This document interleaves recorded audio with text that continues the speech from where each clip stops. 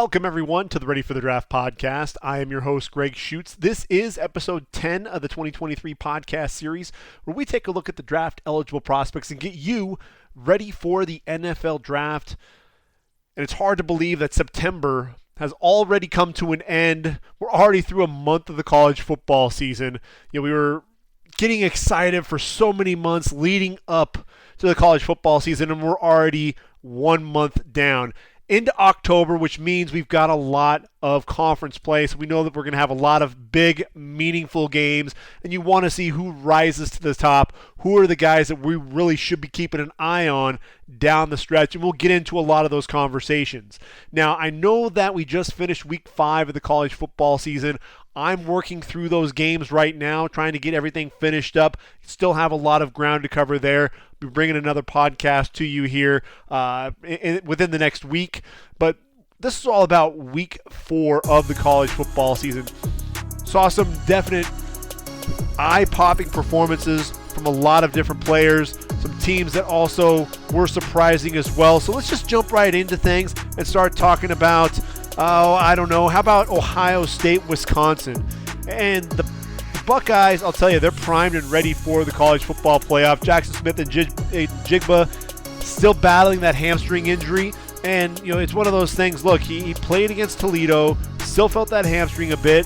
So he sat out against the Badgers. And I'll tell you what, Ohio State made it look easy. When you look at C.J. Stroud, this is a guy who doesn't always seem to want to drive the ball, on those, especially the intermediate routes.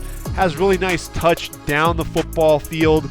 But I'll tell you what, this was a guy who was making all the right throws on week 4.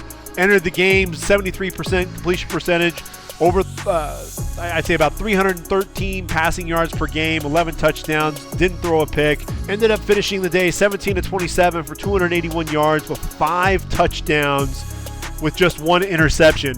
And I'll tell you what, when you watch his ability to survey the field, understand what the defense is doing, watches the corner sink to the inside, receiver had room to work along the outside, puts the ball to the outside where only his receiver could get to the football.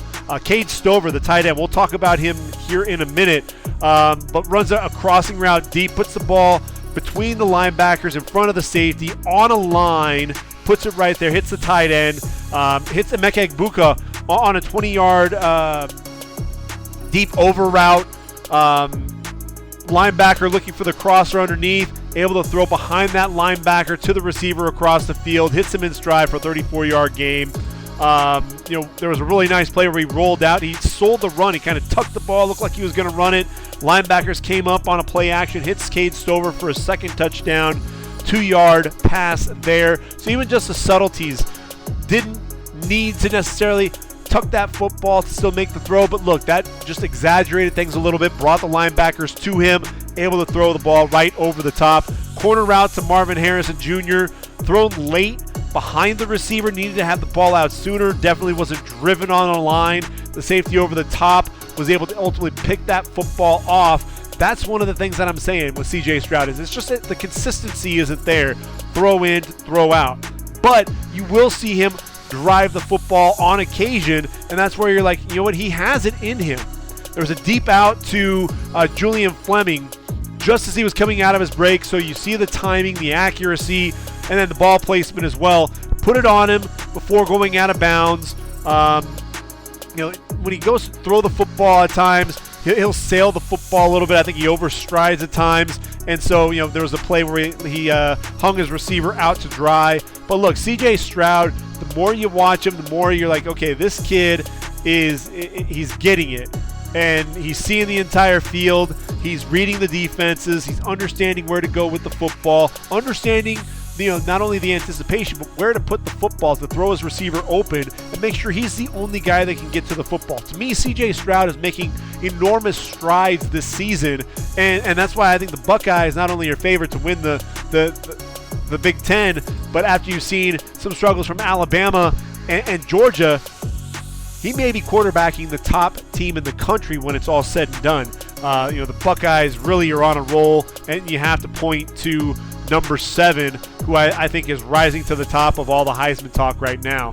But he wasn't the only guy that was playing well in that game. Mayim Williams, the running back, 11 carries, over 100 yards, couple of touchdowns. Look, he's the backup to TreVeyon Henderson. And we all love TreVeyon Henderson. Also went over 120 yards on that day. But Mayim Williams is draft eligible. He's 5'9", 225 pounds. You see him shoot through the hole. The toughness running through the linebacker's tackle. Gets through another defensive back tackle as well. So you see the contact balance, the ability to break those tackles. Bounces it to the second level. Took on a safety who grabbed his leg. Dragged him a little bit before going down as well. You saw Dwan Jones block down, open the lane, allows him to bounce it to the outside. So he's showing some of that shiftiness for a guy his size. You know about the physicality, but he's able to get downhill as well. So he was one of the weapons that I was really enjoying watching. Obviously with Marvin Harrison, we'll get to see more of him for another year as well, along with TreVeyon Henderson. So that this team is going to be in good hands, especially at the skill position. When we talk about the top offensive tackle, I think Peter Skoronski right now is still the most technically sound of the tackles. And I actually put Paris Johnson a little bit ahead of Jalen Duncan. I was thinking, watching Jalen Duncan, we'll talk about how he did against Michigan. Have some reservations about him now. When you watch Paris Johnson, there was a stunt. Very patient. Waited for Keanu Benton coming around, gets his hands on him, drives him up the field away from the pocket. Really good feet on the outside zone run as well. Driving his man down the line and to the outside, opening up a huge hole. Good feet in his kick slide. Short, choppy steps, patient with his hands, as I mentioned earlier. Shows off the athleticism, pulling around as well. You like some of the lateral agility as well. He slides to his right on an inside move, passes the defensive end off to the left guard, then kicks back outside to pick up the linebacker coming around, able to get his hands under that edge rusher, ride him away from the pocket. I thought it was a really nice game there for Paris Johnson. Look, he's 6'6", 310 pounds, the junior. We weren't sure exactly. I didn't put him as high in my initial rankings because this was a guard, really should be playing tackle. But when you have Nicholas Petit-Ferrer and you've got the mammoth Dwan Jones, left and right tackle, then you also have Thayer Mumford into the mix. Is he a tackle? Is he a guard? Ultimately, when you're looking at Paris Johnson, the only open spot up front was going to be at guard. So it only made sense for him to do that. Now they've got him at tackle, and he's really flourishing there at the position. I think Paris Johnson, stock is definitely on the rise. I mentioned Dwan Jones. He's lost about 20 pounds or so, and big number 79 on the right side, moving a lot better. He's pretty agile for a guy his size, getting to the second level, got to the linebacker on the outside run by TreVeyon Henderson to the perimeter, power to take the defensive end, drive his man down, really caving in the whole right-hand side. Nice kick-out block on the linebacker, opening up a huge hole for Mayim Williams as well that I mentioned earlier. Lots of movement blocking down on fourth down plays as well. I think Dwan Jones is your prototypical right tackle. He's the guy that you have to be talking about, late day 2, early day 3, but a guy that I think has a chance to start at the next level.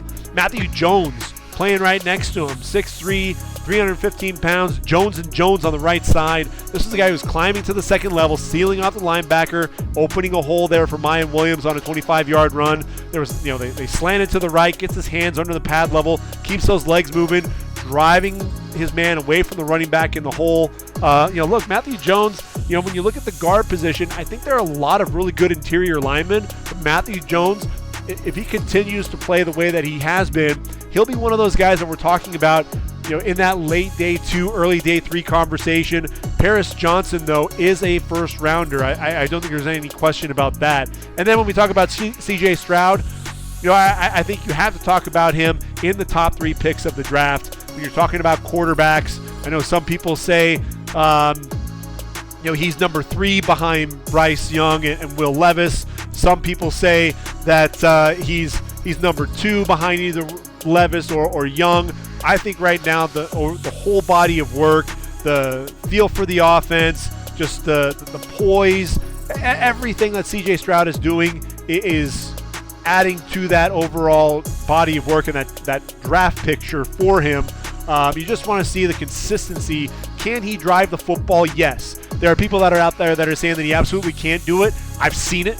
I've seen it this year. I know that he can do it. You watch his tape from last year. You watch some of the tape this year. Not always driving that football. I know he can do it, and that's why I still have him slated in my top 5. Definitely, I think there's a good chance top 3. And then defensively, I'll tell you what, the linebacker, Tommy Eichenberg, there in the middle, he was the one that really impressed me the most. Number 35, 6'2", 239 pounds. He's a redshirt junior, had 14 tackles, a couple of tackles for loss. Really good pursuit of the running back on a stretch play, strung him out to the perimeter for no gain. Read Isaac Garendo on a run play, scrapes over the top, was waiting for the running back to bounce it out to him, wraps him up for a 5-yard loss. Then they had a swing pass to the running back out of the backfield, able to get outside, trip up the running back for only a 4-yard gain before he could really get going. Could have been a big play. Eichenberg showing the ability to play both downhill and side to side. So I think that's definitely helping his draft stock. When you talk about Wisconsin, obviously there's some shakiness there in Badger country. Madison has to be all up in arms. Paul Christ has been fired. Week 4, he was still there. It wasn't until after Wisconsin lost to Illinois in week 5 that Paul Christ was fired. But look, I think the handwriting started to be on the wall. You look at Graham Mertz, 11-20, 94 yards, a touchdown and an interception. Look, Mertz is he's only a redshirt junior. They don't have the weapons for him at the receiver position. But look, receiver runs an out route, throws the ball behind him right at the safety, Tanner McAllister, the transfer from Oklahoma State. Overthrowing guys. He's able to sling it on the run, heading to his left, gets it to his receiver on the outside, but he was sailing a lot of passes. I think the mechanics aren't necessarily there. Anytime he was getting pressured, wasn't able to put enough velocity on the football. Graham Mertz, I know we talked about him. Really, I think one of the things that you talk about with Paul Christ, not only does he not have the weapons, but his quarterback, I think if anything, there's been a regression more than anything else with Mertz. It behooved him to either come back to Wisconsin, depending on the head coaching situation, or he may be better off leaving and going somewhere else where he can have a chance to develop in his senior season. Braylon Allen's only a sophomore, but the kid's a stud. Look, 23 carries, 165 yards, and a touchdown. Big kid, 6'2", 235, but a long strider. 4.6 yards after contact. I mean, it's absolutely ridiculous to see a guy move that well. He'll be in that conversation with Travion Henderson as one of the top backs in next year's draft. And then on the offensive line, Joe Tippmann, the center. 6'6", 317, redshirt junior. Right now, to me, he looks like the only draft-worthy lineman that the Badgers have right now. What you really liked is his ability to pick up the blitzer. Jack Sawyer anchors, does a really good job with his leverage at the point of attack. Jack Sawyer also tried to play the run to the inside, able to get his hands on him, seal him at the point of attack to allow a running lane there for Braylon Allen. Agile to pull out in front of Allen as well. Followed that block, picked up some big yards there. So, Joe Tippmann's one of those centers. He's an underclassman. He could decide to come back for another season. And I think if he's not, right now he's not in the conversation as a day 2 pick. So I think it behooved him to come back for another season. Again, depending on what happens with that head coaching position. But to me, I think with Tippmann, he comes back. He can anchor that O-line and really shoot for that day 2 consideration. Staying in the Big Ten, I think Michigan, look, 34-27. It was a surprisingly close game there against Maryland. The Terrapins really played them tough. But this was a game where Blake Corum really broke out. The 5'8", 212-pound junior. If you haven't seen number 2, man, I mean, he's an absolute treat to watch. 30 carries, 243 yards, couple of touchdowns. This dude is thick. He's a big dude. I mean, 212. He added 12 pounds of muscle, and he's not the biggest guy, but man, he runs with power, runs with speed. The speed to get to the corner, just picks up yards in an instant. 10 yards, no problem. Speed to the corner, hits the hole in a hurry. Then the shiftiness to cut back to the inside. Power to run through DBs, trying to rip at the ball. Ends up picking up 25 yards. Quick cutbacks. That's one of the things that you saw. Cuts inside the tight end block, pulling through, patient, accelerates, a quick acceleration to the next level, runs through another tackle, physical finish, 23-yard gain on that run. Elusive in space, 4th and 1 at the Maryland 33-yard line, 35 seconds to go in the half.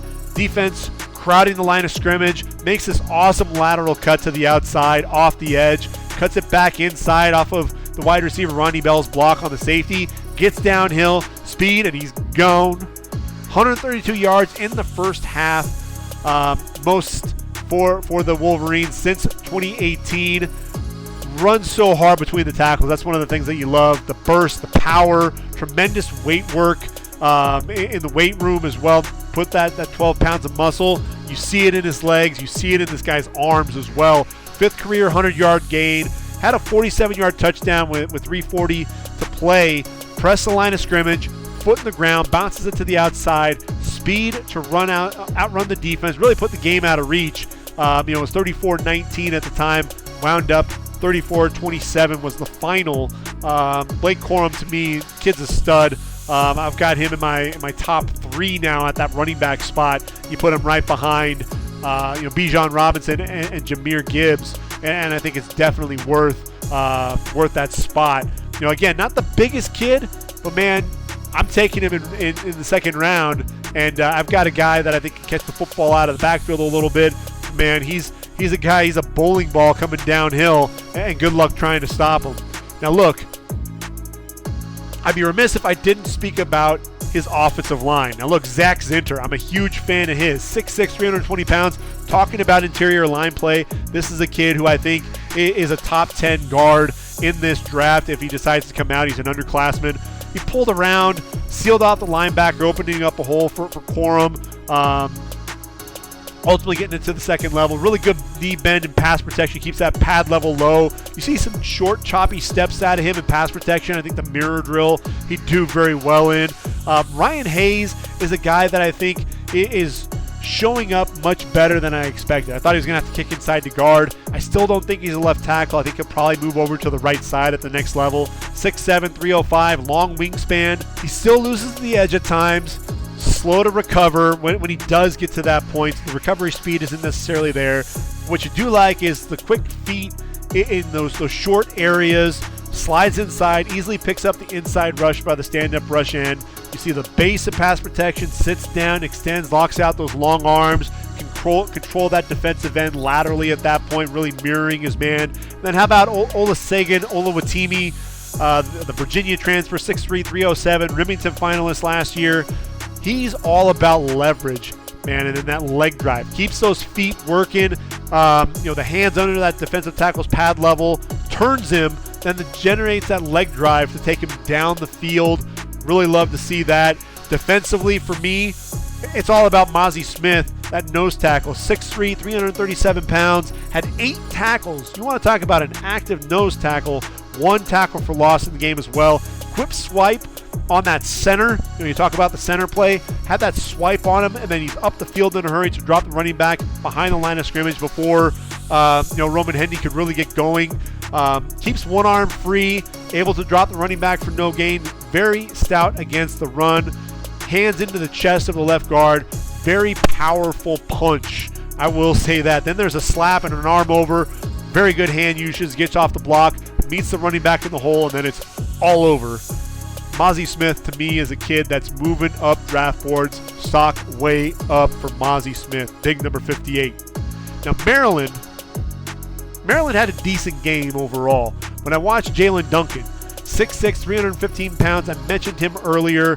One of the things that you liked, the athleticism. He was climbing to the second level. You saw him with leverage on Mike Morris. That was one of the guys that I thought he really handled pretty well. Neutralizing him. Kept that pad level low, hands inside, active hands. He sits down, keeps that back straight. You love the lateral quickness, very light on his feet, able to anchor against the bull rush as well. Keeps an exceptional angle, making it difficult for the defensive end to move him back. Quick, short, choppy steps with his kick slide, very patient with his hand, engages Morris, stones him again. So I thought that was something that you definitely saw. Look, he was quick out of his stance. He beat Jalen Harrell, their their edge rusher to the edge, engulfs him and eliminates his rush on another play, pushes Taylor Upshaw up the field, continued to come around. Duncan kept moving with him, kept him between the defensive end and his quarterback. I have leverage, knee bend, keeping that back flat. But here's the thing. Once Mike Morris started lining up in that wide 9 technique, he was beating him out of his stance, getting to the edge, Duncan opening up a little early, and at that point, he was just trying to shove the defensive end under the armpit as he was running by, and the quarterback, Talia Tagovailoa, was getting hit. He actually left the game on a hit by Morris. Later on, again, he was beaten by Iyabi Anoma, wide 9, speed rush, barely able to even get a hand on him, and the quarterback was nearly dropped for a sack. But when he gets that defensive end squared up, the hands inside, and the kick slide, very clean. That's one of the things that I think you definitely see with him. It's just, man, those speed rush. Also seems a little susceptible to the inside counter move as well. That was something that seemed to come up time and time again as well. But Jalen Duncan, to me, is still a top 3 tackle. We just have to figure out that wide 9. How can he really shut that piece down? Jacorian Bennett, I think you've got a top 10 corner on this team as well. 5'11", 195 pounds. Stride for stride with the speedy Roman Wilson down the sideline, looking lean into the receiver, closes that distance. Some hand fighting, but because he looked for the football, no defensive pass interference was called. Press coverage, gets his hands on the receiver early, able to then turn and run stride for stride. And look, Maryland also has a redshirt junior on the other side, Deontay Banks, 6'2", 205. Roman Wilson, another great play on Roman Wilson. The makeup speed that you saw with Banks was exceptional. Closed the gap right on the hip of the receiver. There was a poorly thrown ball. Tried to open up on that underthrown ball, just unable to pick it off. But made a nice play there to at least deflect the football. You wanted to see more really in that passing game. Tagovailoa, 20 of 30, 207 yards, a touchdown, a couple of interceptions. Accuracy was an issue. He was under duress for a lot of the game as well. Ultimately, we didn't get to see a whole lot of Raheem Jarrett, just 4 catches for 12 yards. Dante Demas, 2 catches for 12 yards. Jarrett, 6 foot, 190 pounds. You saw the hands on the slant route. Demas is your bigger target, obviously, at 6'3", 213 pounds. This just wasn't a game to really be able to evaluate them as pass catchers. But I think the guy of the day, the dude of the day was definitely Blake Corum in that game, that's for sure. Okay, the big quarterback matchup pitted Hendon Hooker and the Tennessee Vols, number 11 in the country, against Anthony Richardson and the Florida Gators in Knoxville, the 20th ranked Gators, and Tennessee ends up winning the game 38-33. Hendon Hooker, man, this guy looks like the third or fourth quarterback in this draft. I think ultimately, when you think about value, you look at him as an early day 2 quarterback. You might be taking him, and passing on Will Levis in round 1 to take Hendon Hooker in round 2. Hooker was very efficient in this game, 22 of 28, 349 yards and a couple of touchdowns. Also 13 carries for 112 yards and a touchdown. Look, I know that he's running Josh Heupel's offense, but he's running it to perfection. The comfort level there is absolutely evident. He hits Jalen Hyatt on a crossing route as he's running across the field, delivers that strike, hits him in stride, allows him to cut up the field for an 18-yard play. Next play, it's a 1st and 10, obviously. Receiver runs the dig route. Ball's coming out as the receiver's coming out of the break. Comes across the field. You saw the deep ball was on point. Even without Cedric Tillman, he was still able to distribute the football. Brew McCoy, 5 catches, 102 yards, and a score. Jalen Hyatt, 5 catches, 58 yards. And Ramel Keaton, 3 catches, 69 yards. Even Princeton Fant, the tight end, 5 catches for 43 yards. Spreading the football around a little bit without his main weapon there. A lot of guys catching a lot of really nice passes from him. And look, he looks right, pockets collapsing. He's going to pull it down, follow his blockers, and get down the field. Ultimately does a great job setting up his blocker, cuts to the outside, acceleration down the sideline, runs out at the 18-yard line, was a 44-yard gain. This was a guy that I think was in complete control. When he did miss, he put the ball on the back hip of his tight end, Jacob Warren, which allowed the safety, Rashad Torrence, to close in a hurry, knock the pass away. But for the most part, Hooker was absolutely dynamic for the Vols. Conversely, you look at Anthony Richardson, if you just look at the stats, 24 of 44, 453 yards, a touchdown, an interception, 17 carries, 62 yards, and 2 touchdowns. You're like, wow, he had a tremendous day. The Florida Gators had to have won, and ultimately that wasn't the case. With Richardson, look, we know that he has the physical tools. He's 6'4", 232 pounds. This kid just needs more reps. That's really the biggest thing. One of the things that you definitely saw, there's an RPO. He reads the linebackers coming up, lets it rip to the receiver on a slant to begin the game. Excellent velocity on the football, quick release, very effortless release as well. Pulls the football, takes off, jukes the linebacker out of his skin to the outside, cuts it back inside. 3rd and 12, picks up 11 yards on that run.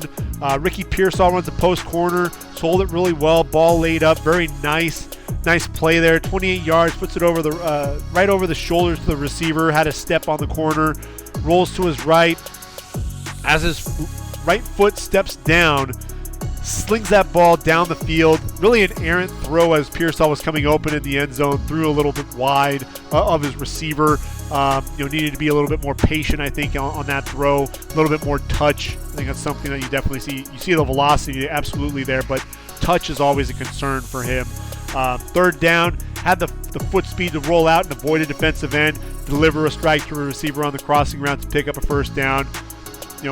The pocket presence is something that you see him starting to really develop. Steps up in the pocket to avoid 2 defenders. Eyes take him right to the tight end, Keon Zipperer. Comes open behind the defense, catch and run, 44 yards for the touchdown. Really stepped to his left to avoid the defensive end, getting blocked by the running back. Then has another defensive end, plugs the hole to the right, jumps back to the left. Now there's a defensive end that's getting to the edge against the guard, steps back to the right. Another defender closes on him as he releases the football, but that pocket presence, the ability to manipulate and move in that pocket was tremendous. So it's something that he's starting to really understand. He drifted to his left to buy some additional time, uncorks it over 40 yards in the air to Justin Shorter. Bit of a jump ball for the receiver, but was still able to make that play. Has that confidence to get the football out to his receivers, but could have gotten it to him a little bit sooner because Shorter actually had his man beat and ultimately turned into a 50-50 ball. I think when you stay with the Gators, you look at Osiris Torrence, 6'5", 332 pounds. We talk about the guards. This is a dude shoving the defensive tackle outside, seals him off, allows Richardson to take off, run to the left. On a 3rd and long, climbs, head on a swivel, looking for someone to block, just looking to just light somebody up. Peels back, picks up the linebacker trying to shoot through the gap, ultimately takes him out, allowing the running back Trevor Etienne to get outside for a 12-yard gain. Osiris Torrence is a top 4 guard in this draft, that's for sure. Brenton Cox, another guy who I think is continuing to elevate his play, just had 1 tackle, which a half tackle for loss in the game. Tennessee did a really good job neutralizing him, but look, violent hands at the line of scrimmage to slap the right tackle's hands away, swipe again and an arm over to clear, turns that corner. Ultimately, Hendon Hooker was able to step up and take off, but you love his ability to get into the backfield and be disruptive. Ventrell Miller as well, 5'11", 228 pounds. Seems like we're always talking about these 2 guys. And with Ventrell Miller, look, a delayed blitz, getting to the quarterback as he's throwing, unable to step into his throw on the dig route to the receiver, ultimately sailed the pass because of Miller. Princeton Fant, tight end, sits down on the outside in front of the corner, cuts it back to the inside and up the field. Miller comes in from behind to punch the ball free. Gators get the football there. You wanted to see, Gervon Dexter really have a huge game. Just had the 1 tackle on the day. That was one of the things that was frustrating. You wanted to see Dexter and Cox have a huge day. I think it really speaks to what Hendon Hooker was able to do, some of that elusiveness, and be able to frustrate those guys in that front 7. I mentioned Rashad Torrence, the nice play there on the tight end. Only a junior, 6 foot, 202. I think it behooved Torrence to come back for another season. But look, he was very active in the game, 13 tackles and a pass breakup as well. He continues to play like that. We may see his draft stock continue to rise as well. Oregon had to come back and beat Washington State. They're in Pullman, 44-41. Looked like Washington State had this game won, and then Oregon ends up putting up 29 points in the fourth quarter. Bo Nix had another day. We talked about him. Ultimately looks a lot more comfortable there in Eugene. One of the things with this guy, doesn't always set his feet, so his ball's going to sail on him at times. Telegraphed the swing pass to the running back. Francisco Maligoa steps in, reads the pass from the 2-yard line, drives on it. Running back's at the 8 at the time. Quarterback is leading the receiver, steps right in front, picks off the pass, returns it 95 yards for a touchdown. But then he comes back and makes this throw on a deep over route, puts the ball right on the money to the receiver near the sideline. Delivery was still a little bit later. Receiver had to wait for it, but still it was on the money. So, it's one of those things. There's kind of the downside a little bit, but, he wasn't making dumb mistakes, wasn't taking sacks. He's trying to get the ball out of much quicker than what he was doing there at Auburn. Sprinted out to the left, sets his feet, hits Tony Franklin on a deep over to the left for 38 yards from the right hash to the left sideline, outside the numbers, puts the ball on his receiver. Play action, gets open over the middle in tight coverage. Tony Franklin does. Puts the ball right out in front of him for a 13-yard gain to set up 1st and goal as they're driving to ultimately put the game away. It's one of those things to where Nix, like I said, much more confident. 33 of 44, 428 yards, 3 touchdowns and an interception against a very stout Washington State defense. Now, some of the not so great on offense, Maasela Amave Laulu, 6'6", 315. The junior, you'll remember he was the guy that Jalen Carter just threw aside to get into the backfield. Climbs to the second level, gets to Deion Henley, completely whiffs on the block, and ultimately Henley runs right by him and drops the running back for a loss. I think Laulu's tape this year compared to last year, last year's much better tape. He's really, I think the lack of having Mario Cristobal around with that offensive line, he's still, I think, getting used to the new regime there in Eugene, and I think that's really been showing up so far this year. Christian Gonzalez, the corner, when we talk about the defense, 6'2", 200 pounds, redshirt sophomore, the transfer from Colorado. Look, there was a fade pass from the 18-yard line to the wide side of the field. He's stride for stride, inside leverage, looks back for the football. There is a little bit of hand fighting, but also has a right to that football. He's tracking it. Ultimately, the ball was overthrown, but he was in perfect position to make a play on the football had it been an accurate pass. DJ Johnson, look, the dude played defensive end and tight end last year. He's an explosive edge rusher, 6'4", 270 pounds. It was really lining up at linebacker. Bends around the edge with a nice rip move on the right tackle, gets by him, bends to the quarterback for the sack. Excellent burst was something that you really saw. After the play, lost his cool and got up, shoved the Washington State offensive lineman. Really needs to work on keeping his cool a little bit there. Noah Sewell, the middle linebacker, look, 6'3", 251 pounds, the junior. I think some of his best tape was in this game. 9 tackles, a sack, 2.5 tackles for loss. I think he's finally starting to get more comfortable in Dan Lanning's defense. Did have a chance to bring Cam Ward down in the open field, 2 yards shy of the first down, but unable to wrap up. Missed with an arm tackle. But you saw, Keon Ware-Hudson batted the ball back to Cam Ward. Sewell showing off excellent effort to continue the pursuit of the quarterback to the boundary, chased him down, threw him down for a sack at the sideline. He's showing off being as active as he is, as relentless as he is, seeing the ball much better as we move into the season. His ability to drop into coverage, play forward against the run. He's playing a lot faster, playing a lot more instinctively than he has been in the past couple of games. So that's nice to see there for Noah Sewell, a guy that I think a lot of people were expecting big things from as a first rounder. I don't know if that's the case right now. He may want to come back for one more year to improve some of that draft stock. Now with Washington State, Cam Ward, 37 of 48, 375 yards, 2 touchdowns, couple of interceptions, 9 carries for 44 yards and a score as well. Look, the first play from scrimmage at the 25, took a flea flicker, pitched back to him at the 15, sidearms it across the field to the 50. Ball kind of fluttered on him. Renard Bell comes back for the football. It was a little underthrown outside the numbers. But you just saw some of the creativity there, the ability to kind of sidearm that throw to get it out there. Second and goal from the 6.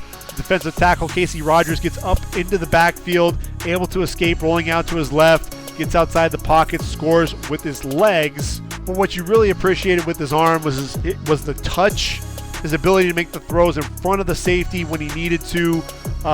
This is a guy who, he started the game 10 of 13 for 124 yards. You saw the poise in the pocket, stepping up, knowing the pressure where it was coming from, pull to run when he needed to. But it was the poise in the pocket, reading the defense, knowing where the blitz is coming from, and throwing in that direction. You saw some pretty good ball placement as well. Being able to throw wide side, back shoulder throw, putting the ball on a line where only his receiver could make a play on the football. Took advantage of a corner, looking at the sideline. Ultimately gets the ball out there. Great recognition. Hits Dazon Stribling coming off the line. Put the ball right on him. Allowed him to take off down the sideline for 38 yards. Really a heads-up play there. Then how about the improvisational skills as well? Scrambles to his left. Defender in his face. As he's stumbling to the ground, kind of flip the ball up to the running back who catches and takes off down the sideline for 25 yards. You see guys like Russell Wilson and Patrick Mahomes making plays like that. Cam Ward showing off his own Patrick Mahomes, Russell Wilson impression. Really a nice play there. Defensively, look, we're always going to talk about Deion Henley there for the Palouse Posse. 8 tackles, a quarterback hit, and a tackle for loss. I mentioned him beating the block of Laulu, climbing to the second level, dives inside, dropping the running back for a loss. Just very active. The range was something that really jumped off the screen as well. I'll tell you what, Francisco Maigoa, the 6'3", 230-pound sophomore linebacker, not draft eligible, but you saw the lateral agility, the diagnosis, reading the quarterback's eyes, reacting on that swing pass that he ultimately took to the house. But you saw the speed. He was running away from guys. So really impressive display there at that linebacker position. So if you're a team in the Pac-12 that has Washington State, much like USC does here this upcoming weekend, watch out. They're not going to be an easy out for you at all. Now, if we talk about Clemson, number 5 ranked Tigers taking on Wake Forest, the 21st ranked Demon Deacons, Truist Field. Look, it took 2 overtimes, but DJ Uiagalelei was able to outduel Sam Hartman 51-45. It was a classic. And look, DJ's back. The confidence is there. He's dropped the weight. Looked great at 6'4", 220 pounds. 26 of 41, 371 yards, 5 touchdowns. Also had 14 carries for 52 yards. Looks much quicker with his feet. One of the things that you just absolutely loved was he was putting the ball right on the tight end in zone coverage. Jake Brenningstool had a big game. Davis Allen as well.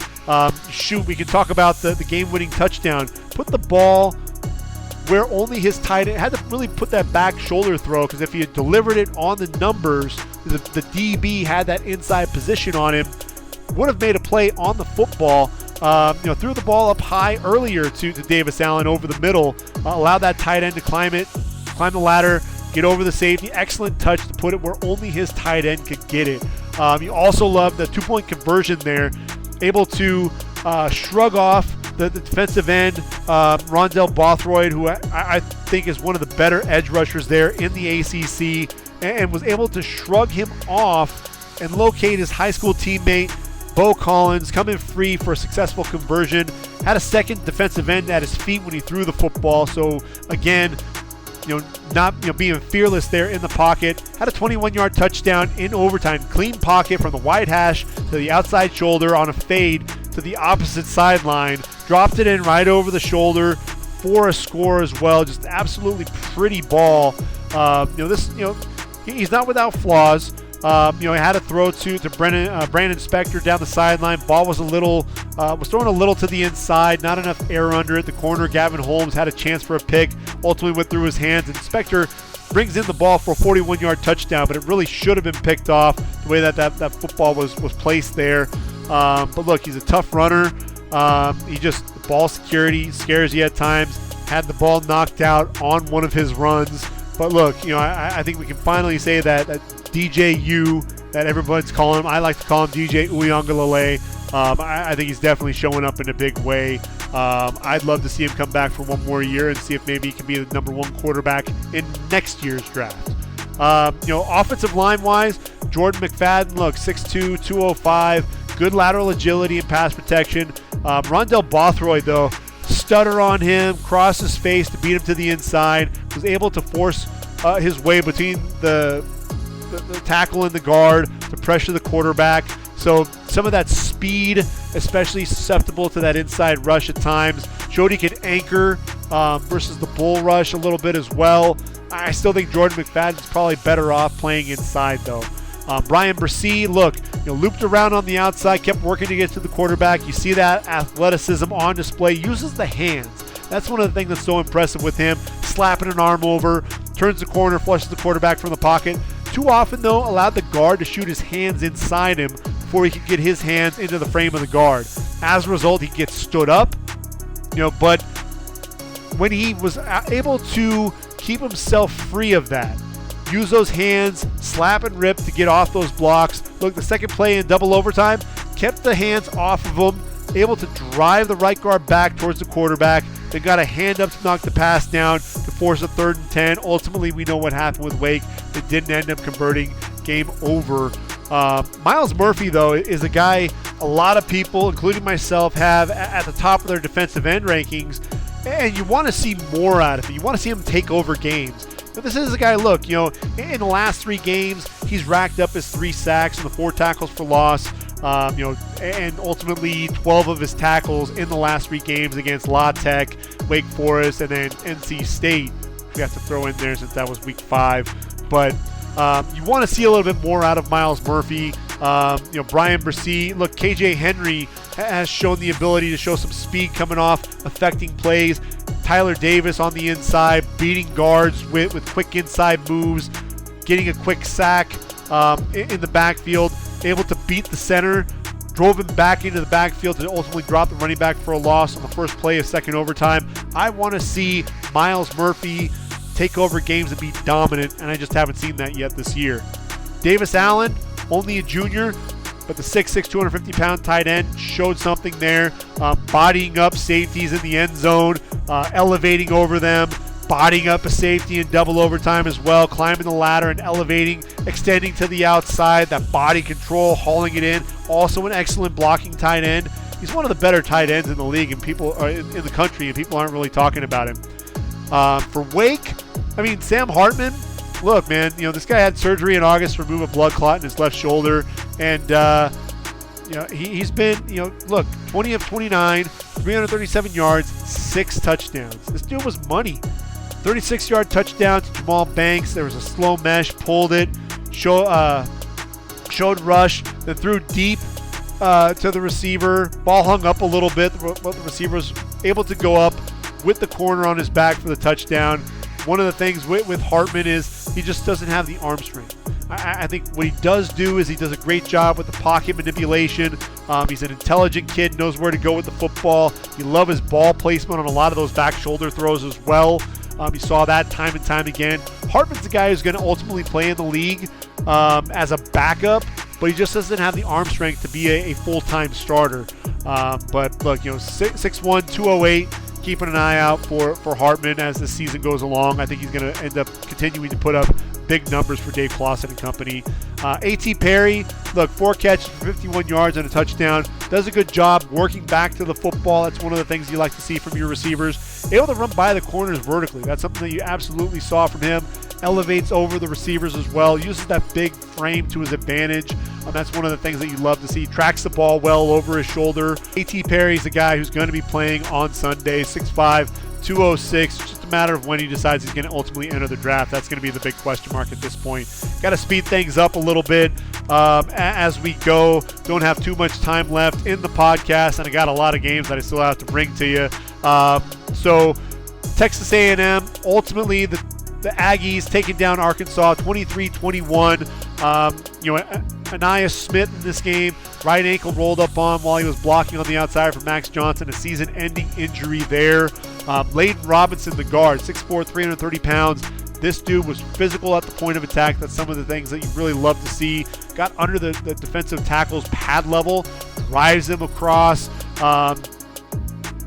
Good feet to mirror in pass protection, and so good at pulling around, sealing off the linebacker. One of the times he got so quick around edge, ultimately got called for bear hugging the guy and dropping him.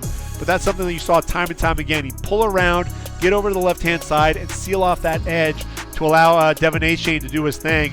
And Devin Achane absolutely did do his thing in this game. 19 carries, 151 yards, and a touchdown. Also 3 catches for 15 yards. And with Devin Achane, what you see there is a guy who has that explosive speed. That's what you love. Had the ball at his own 8, splits the corner and the safety, who both had angles, gets to the second level, finally brought down at the 30, 62-yard game. Dynamic, speed, kills. He's also patient, wait for blockers, puts his foot in the ground, then runs to daylight, runs through 2 tackles, by the way. Good contact balance, the vision to see the cutback lanes. Takes the handoff, foot in the ground, hits that cutback, jukes out the linebacker bumper pull to get inside him, uses that jump cut to bounce to the outside. To me, I think Devin Achane is the guy who's continuing to gain that momentum for the Aggies, and especially with Smith going down. Quarterback play has been inconsistent. They really need to ride that running back as much as they can, and really play ball control behind that offensive line, especially with Bryce Foster, a guy who could end up being a first-round center in next year's draft. Ricky Stromberg, 6'4", 310, the center. This is a guy, he's flat-footed after the snap, slides to his right, defensive tackle with a nice slap, arm over, caught him leaning, couldn't get back over, so ultimately it was Shamar Turner able to pressure KJ Jefferson, force him up in the pocket. Very poor rep from Stromberg. That's something that you see from him. You'll see the technique. You'll see him look really good. Gets his hand underneath the armpit, driving his man away from the quarterback on one play. Then he's just flat-footed on the next. Really a head-scratcher for me. KJ Jefferson, look, man, 18 carries, 105 yards and a touchdown. 12 of 19, 171 yards, 2 scores. Very efficient at that quarterback position. That's one of the things that you definitely saw. I think the biggest thing was the athleticism that you absolutely saw on display. Did have a 56-yard touchdown pass to Warren Thompson deep down the middle of the field. Receiver behind the defense had to slow up for the football, but did put the ball on the money. Just not enough arm strength to get the ball out in front of his receiver. He's a big athlete, and you want to see him continue to develop. Only a junior, so we'll see him come back to Fayetteville next season. Drew Sanders, bumper pool. Look, Sanders at 4 tackles, had a half a sack. He drives into the left guard off the snap, stack, shed, nearly gets the quarterback for the sack as he's trying to leave the pocket to the left. Quarterback able to shake free, ultimately run to the outside. But Sanders is just so relentless. He's a lot of fun to watch. He's one of the better edge rushers in all of college football. Bumper pool, 7 tackles on the day, a pass breakup. He's quick coming downhill. He's a guy that can drop into coverage a little bit, can blitz. He's one of those guys, a day 3 gem for a team. I think I can absolutely see that happening. Now, I think one of the upsets of the day, Texas Tech taking down the 22nd ranked Texas Longhorns, 37-34 in overtime. And look, Donovan Smith is a guy that is really going to be taking notice. 6'5", 230 pounds, 30 of 56, 331 yards, 2 touchdowns. Also had a touchdown on the ground. This is a guy who's just continuing to develop. You see the ball placement. You've got decent arm strength from the guy. A guy that is just impressing every time he takes the field. And I think Joey McGuire has something there at quarterback. He'll be someone to keep an eye out for in Big 12 play over the next couple of years. Tyree Wilson, we keep talking about him, and there's for good reason. 6 tackles and a half sack in the game, 6'6", 275 pounds. The burst up the field, uses those hands to get off the block with a quick arm over to get to the quarterback.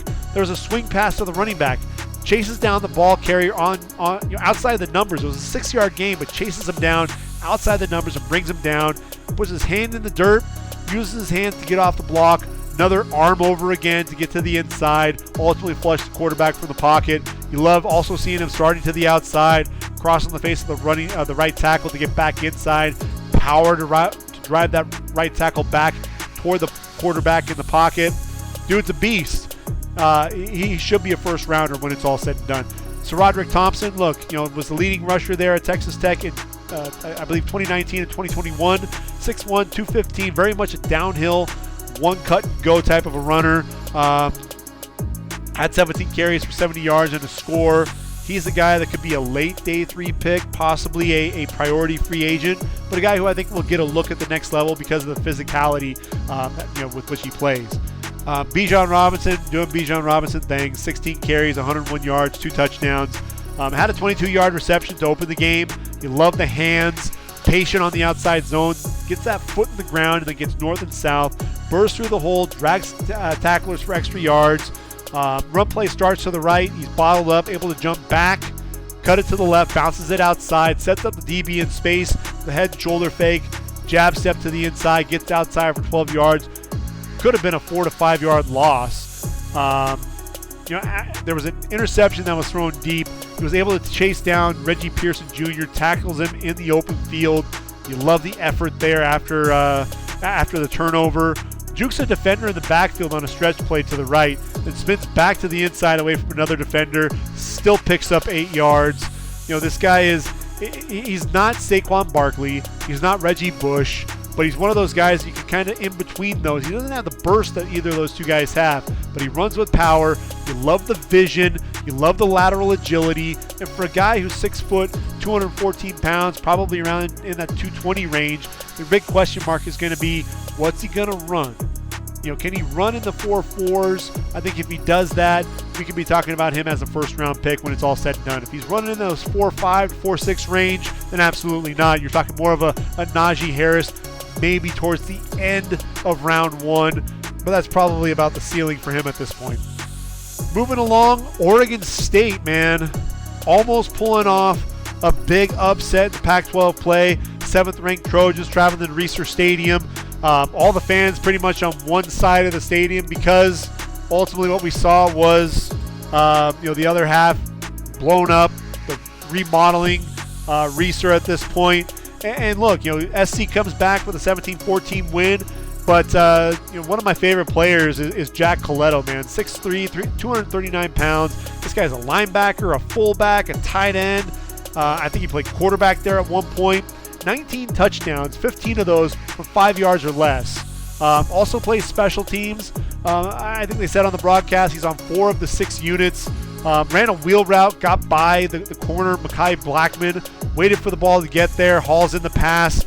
A dude that he's just so much fun to watch. Jack of all trades. On one play, he's sitting there as a lead blocker for Jam Griffin, the running back. On another play, he's the lead blocker for Deshaun Fenwick on a 1st and goal play.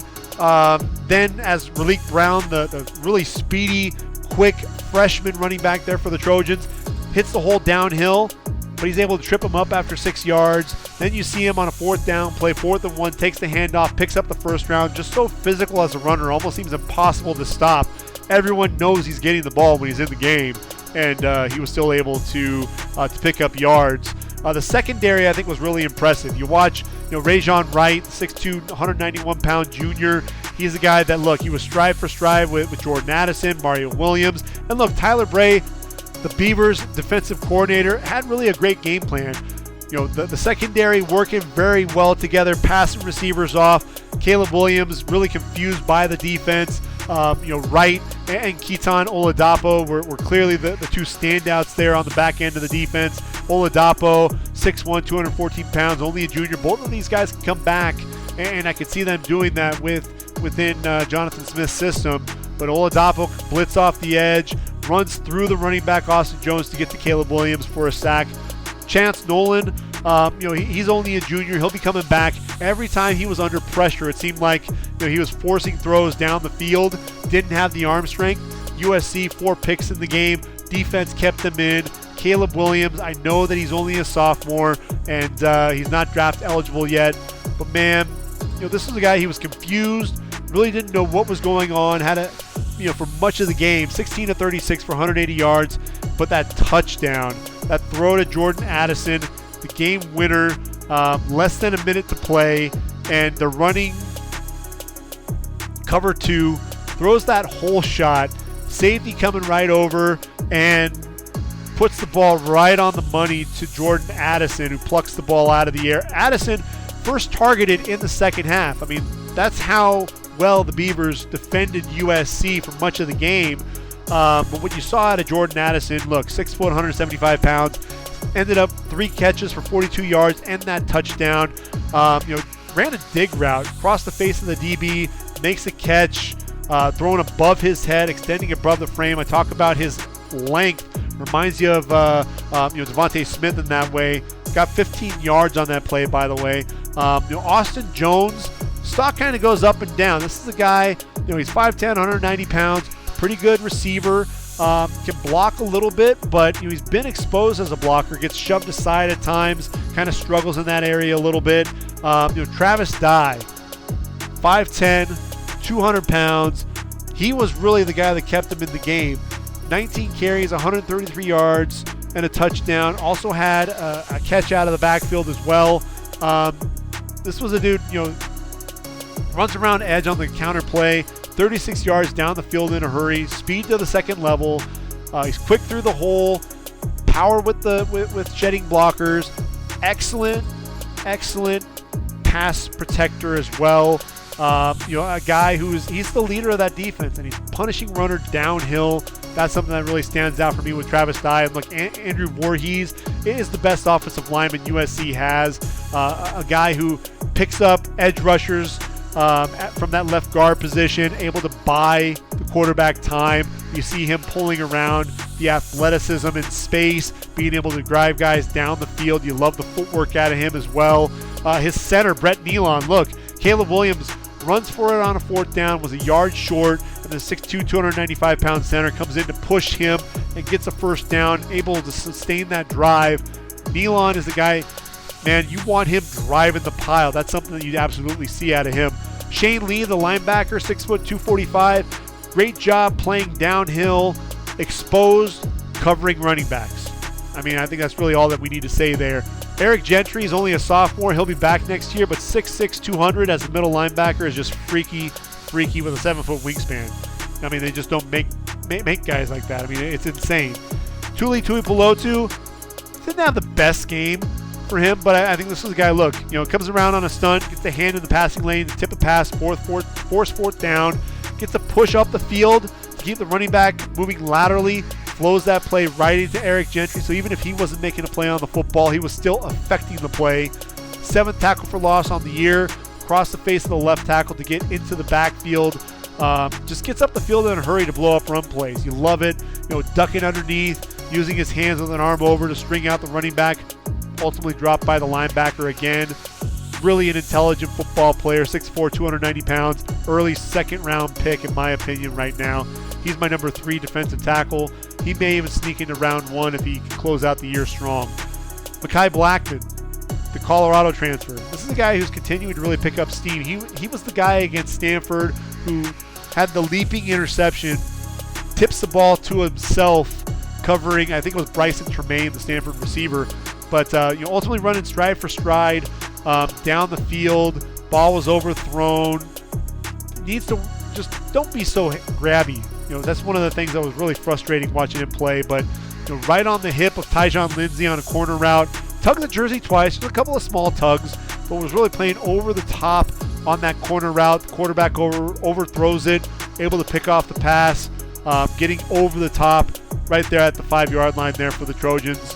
Trojans eke out a victory, but the teams that want to be great, they have to step up in games like that. And that, fortunately for the Trojans, he was able to do that. Washington takes on Stanford. Michael Penix Jr. Look, this was the guy who was on the money. But it's one of those things. He's a lefty. Really was throwing the ball well to the left side of the field more so than the right side. Really just could not throw the ball anything over 10 yards. Was really struggling with some of that accuracy there on that outside. Tremendous arm strength. I think that's something that people don't really give him credit for, but 50-plus yards in the air, no problem.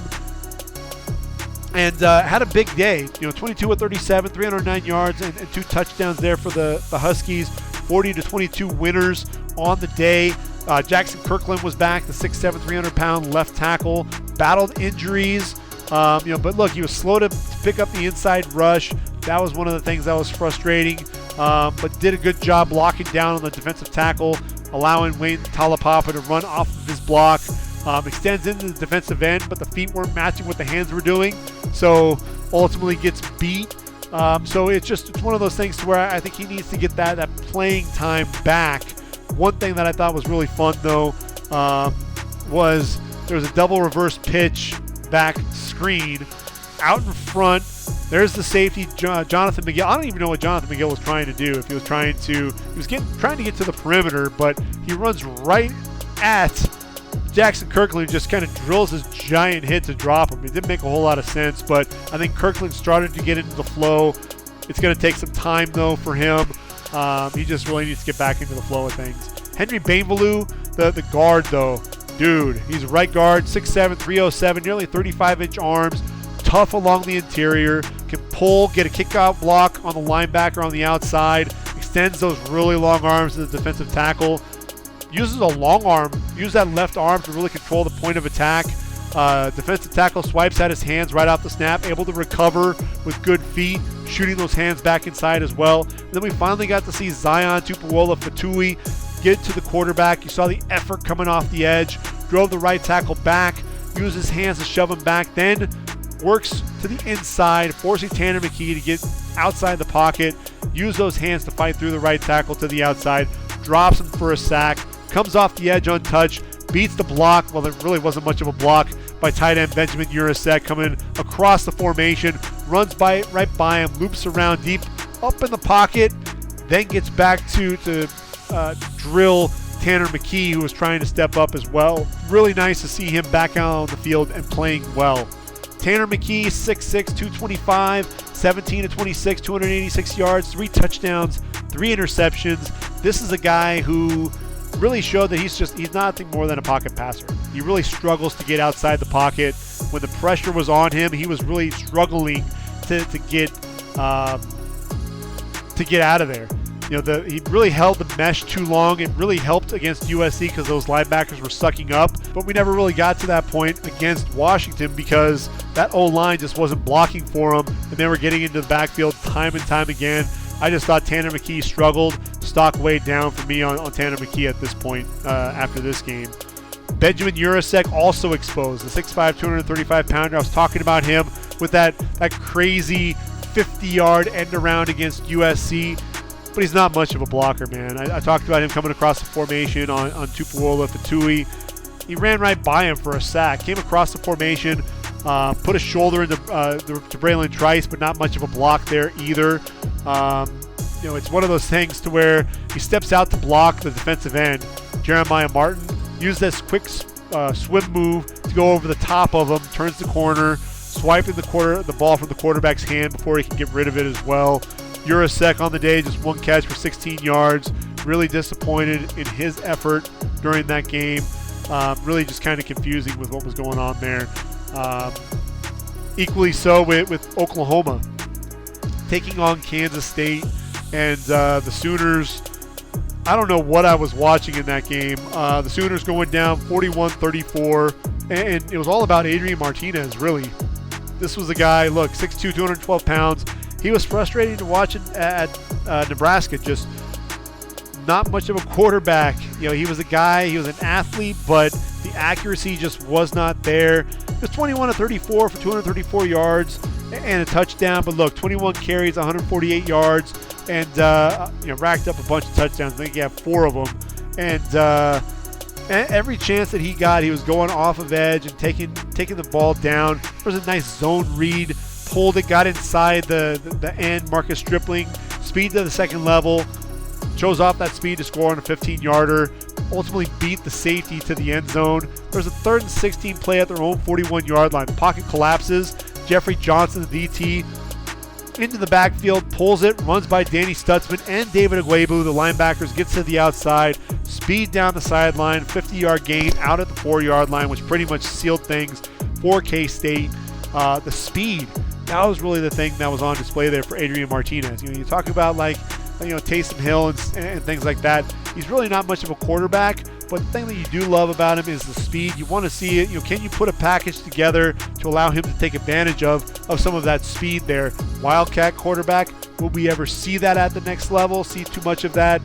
That's really the big question mark there for Adrian Martinez, because that's really the only niche that he has at the next level. Not much of a passer. Deuce Vaughn, 25 carries, 116 yards. The little 5'6", 173-pound, diminutive running back. This is a dude who has tremendous lateral quickness.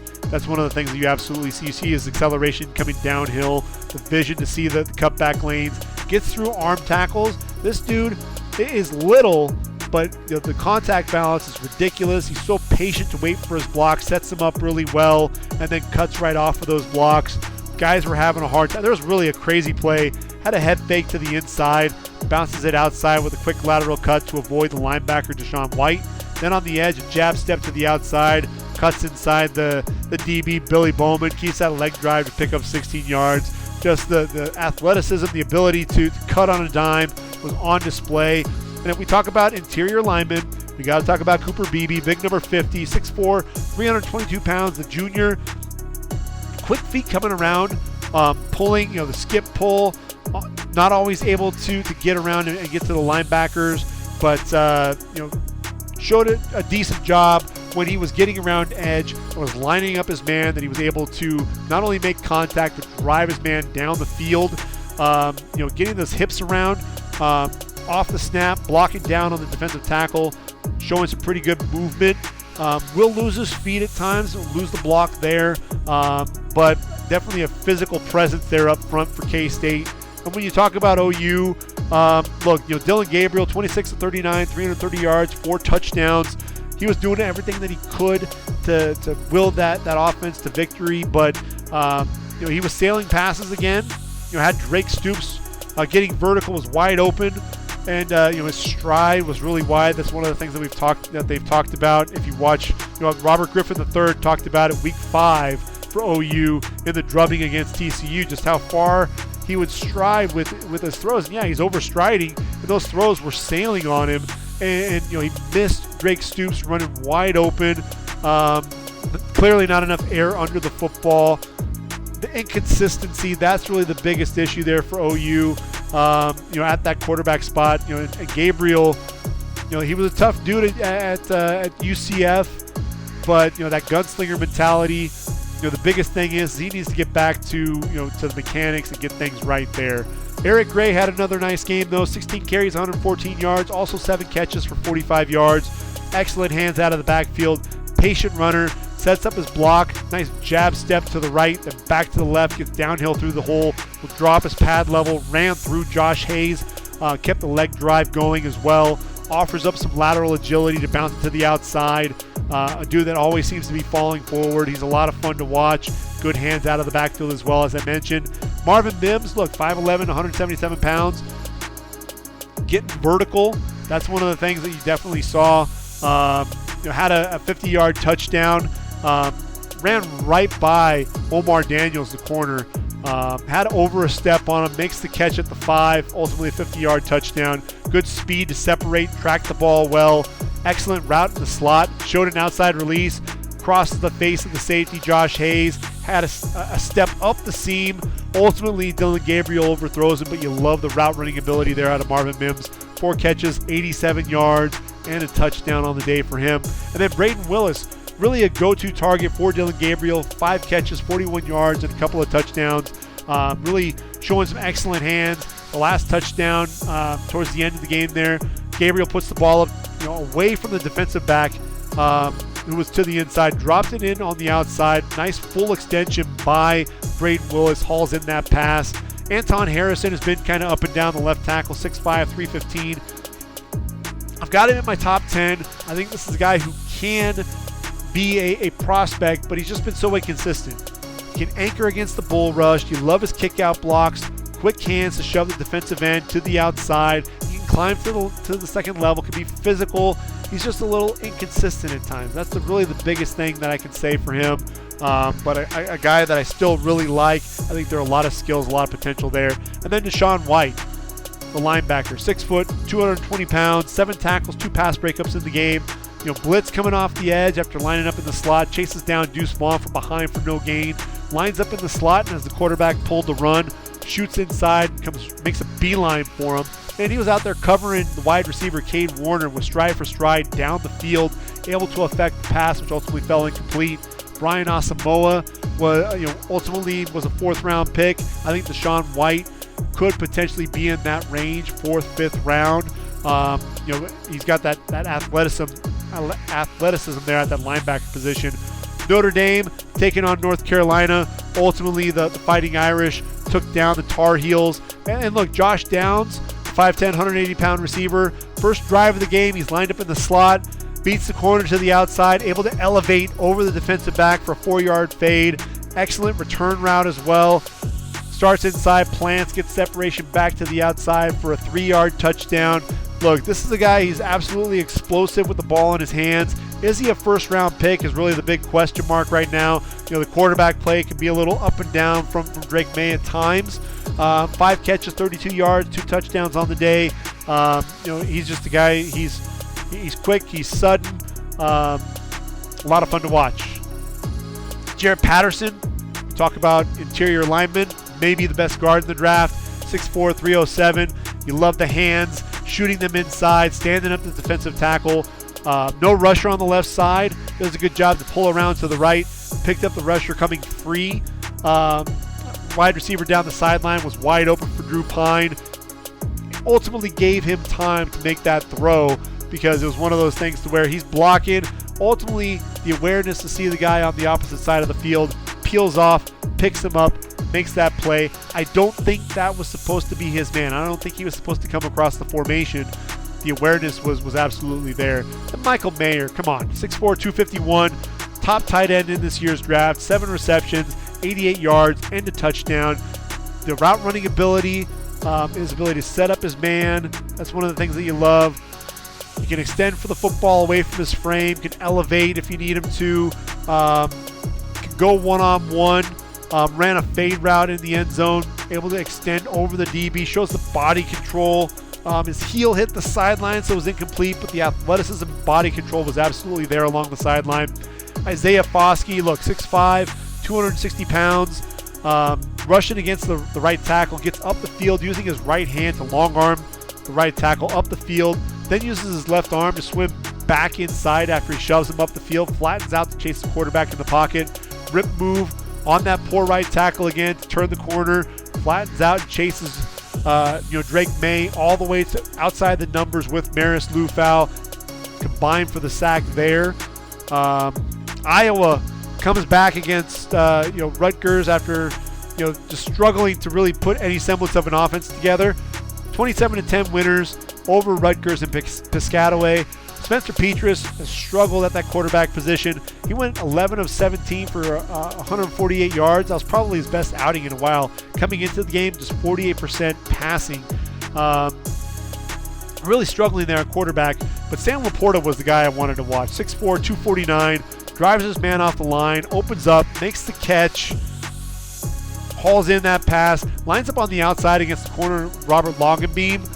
Saw that time and time again. Can get vertical, actually ran by that corner, makes the catch over his shoulder at the 15 for a 45-yard gain.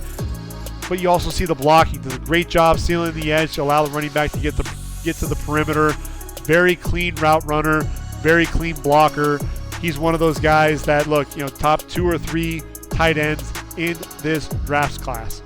Riley Moss, 6'1", 194, the corner. Look, inside leverage against Aaron Cruikshank on a fade pass, had the arm bar, head comes around, locates the football, better position to haul in that football, elevates, ultimately not able to come up with the football, but did a great job with his position there, stayed at home on the backside on an end around, beats the block of the offensive tackle, drops Shaheem Jones, the receiver, for no gain. Outside leverage, receiver takes an inside release, makes an in cut, crossing route, was over the top of the route, worked to the inside, safety came off the receiver ultimately to pick off the pass. Moss would have broken up the play with his position. That's one of the things that you absolutely saw with him. Moss, look, man, he's physical when you need him to be. He's very smooth. He's going to look to reroute the receiver. He's got good, not great speed. but he's definitely a corner who's going to be hearing his name called rather early in the draft. I think, third, fourth round feels about right now. Jack Campbell, the linebacker, look, the dude just doesn't stay blocked. Uses his hands very well to get off the blocks. You love the lateral agility to get to the hash, and the tight end for only a 2-yard gain. Fluid dropping into coverage. You love the hips turning. Picks up the wide receiver, Johnny Youngblood, coming over the middle. Kind of accelerated away initially, but the defensive back coming over the top to help, ultimately able to trip him up a little bit. It forced a fumble, which allowed Kayvon Merriweather to pick up the football on a scoop and score. Jack Campbell's just all over the field. That's one of the things that you absolutely love. He's just always forcing the issue. Quarterback rolls out to the right, looked to hit that tight end, Johnny Langan, along the sideline. Came downhill, closed in a hurry to drill the tight end, force the ball in the air, nearly picked off by the other linebacker, Max Llewellyn. Jack Campbell, number 2 or 3 middle linebacker in this draft. I think he's a guy that could be early on day 2. Another guy, look, if he wants to come out, he can get drafted pretty high in the draft, 4th, 5th round. You're talking about Torrey Taylor, 6'4", 230 pounds, the punter. Yes, we're talking about punters. 23 punts, 48.3 average, 13 inside the 20, a long of 62, top 4 in all those stats, which is ridiculous. Kept pinning the Rutgers deep at the 4-yard line with his first punt. Ball at the Rutgers 42, punts it, puts it behind the punt returner. Ball is out at the 7-yard line. His career, 146 punts, 45.9 yard average, has 72 punts inside the 20, career long of 79 yards. Just give him the Ray Guy Award now. This is a dude who can absolutely affect field possession, and with this defense that is so aggressive and gets after you, it's a lot of fun to watch. Play that possession game. And then Lucas Van Ness is a powerful dude there up front. Doesn't get the start, but a guy who can play at defensive end or tackle. 6'5", 275, the redshirt sophomore. Look, at D tackle on a 3rd down, loops around on a stunt, gets to the quarterback, drills him as he's throwing, which led to a pick 6 by the corner, Cooper DeJean. Push into the left tackle with a bull rush. Position so that he's extending his right arm to get the inside rush. Keeps driving to the quarterback, gets off the block, and drops the quarterback for a sack. You love the long arm on the right guard, extends in to force his way through. Big hit on the quarterback as he's throwing. At some point, we will be talking about Lucas Van Ness as one of the factors up front in a draft class. May not be this year, but next year's draft class, keep an eye out for number 91. Remember, Van Ness was the guy who bowled over Peter Skoronski a season ago. He's definitely a dude to keep an eye out for as the years progress. And one final game real quick. We're going to go to the Mountain West Conference in San Jose State, 34-6 winners over Western Michigan. And I'll tell you what, Viliami Fehoko, 8 tackles and a tackle for loss in the game. Dude's motor's always running. I believe he's still only a junior, 6'4", 263 pounds. And this is a guy, look, his 3rd TFL of the game. There was a rip underneath the tight end, beating to the inside off the snap, physical off the ball, and gets into the backfield to drop the running back for no gain. You see him start wide as a edge rusher, plant, quick spin move back inside, gets both hands up, tip the ball in the air. Could have potentially even been a pick by the Spartans. You see the quickness off the ball to beat the tight end to the inside, drops the running back for a loss, turnover on downs. Very disruptive at the defensive end position, very physical with his hands as well. And then Cade Hall on the other side, 6'3", 271, double-digit sacks as a sophomore. Really hasn't been able to duplicate that. Was struggling to get off blocks in the running game. This is a guy that I think really needs to work in space. He was at his best in this game, showed burst off the football, really ran by the left tackle for the sack. Had his hands into the chest of the left tackle, quick hand swipe and a rip to beat his man, got low, got to the quarterback, gets the sack. Guy can bend a little bit. I just don't know, like I said, he struggles to get off blocks at times. Don't know how good of an athlete he really is. He's going to be an average athlete when he shows up at some of the all-star events. I think he is a guy that should be at one of the all-star events, if nothing else, East-West Shrine Game, something like that, Hula Bowl.